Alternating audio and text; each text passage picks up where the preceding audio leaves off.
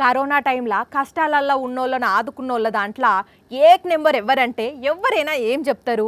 ఇంకెవరు? సోను సూద్ సార్ పేరే చెప్తారు.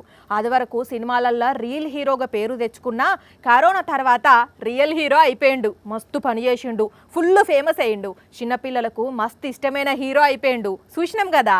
అయితే ఇప్పుడు వార్త ఏందంటే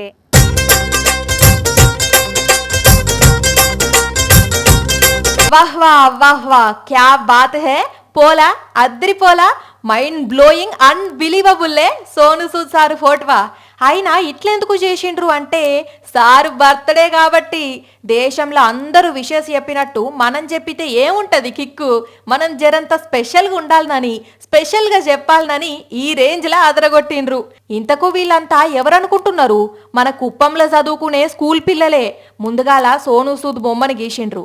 అటెంకా అటు 600 మంది ఇటు 600 మంది నిలబడి వాళ్ళ సారు ఓకే రెడీ అనగానే 2 నిమిషాల్లో పర్ఫార్మెన్స్ ను పీక్ స్టేజ్ కి తీసుకుపోయిండ్రు.